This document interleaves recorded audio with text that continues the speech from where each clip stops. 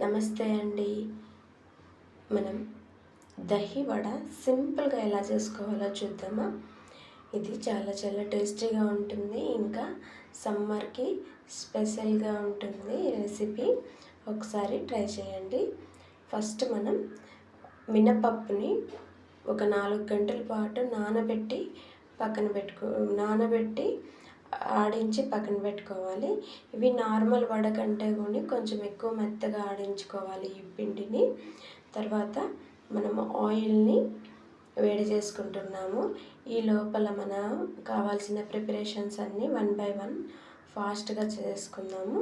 చూడండి, నేను చూపించిన విధంగా మన పిండిని కలిపి పెట్టుకోండి, బీట్ చేసుకోండి.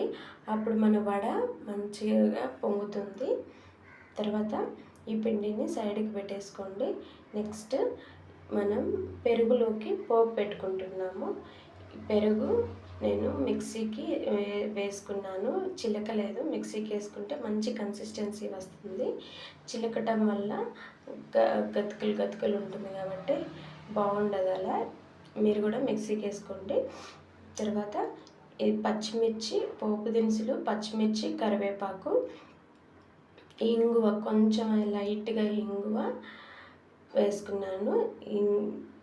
ఇంగువ వేస్తే మంచి ఫ్లేవర్ వస్తుంది. ఇది మన తాలింపును పెరుగులో యాడ్ చేసుకోవాలి. పెరుగు చూడండి, నేను చూపించిన కన్సిస్టెన్సీ ఉంటే మంచి టేస్టీగా ఉంటుంది. ఈ పెరుగులో మనం ఉప్పు, కొంచెమే అంత చక్కెర మిక్స్ చేశాను. మన చక్కెర వేయడం వల్ల టేస్ట్ బాగుంటుంది.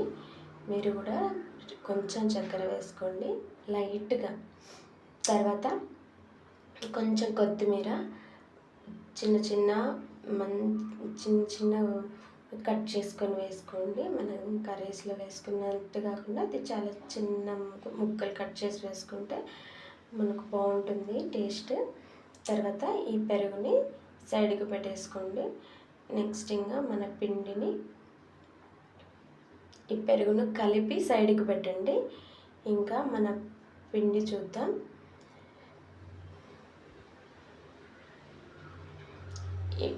మనం కొంచెం జీలకర్ర, ఉప్పు, నెక్స్ట్ తినే సోడా కొంచెమే వేసుకొని ఇలా నేను చూపించిన విధంగా బీట్ చేసుకొని ఇలా వాటర్లో వేసి చూడండి. అది వెంటనే పైకి తేలిందా మన పిండి రెడీ అయిపోయినట్టే వడకు.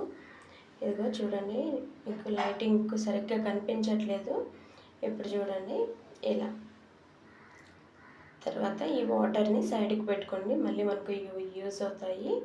నెక్స్ట్ మన వడని ఈ లోపల మనకు ఆయిల్ కూడా హీట్ ఎక్కిపోయింది. మన వడని ఇలా వడలు వేసుకోవడమే. ఈ వడలు నార్మల్గా మనం గోల్డెన్ బ్రౌన్ కలర్ వచ్చేంత వరకు వేపుకుంటాము, కానీ ఈ వడకు అంత అవసరం లేదు. లైట్గా కలర్ మారితే చాలు.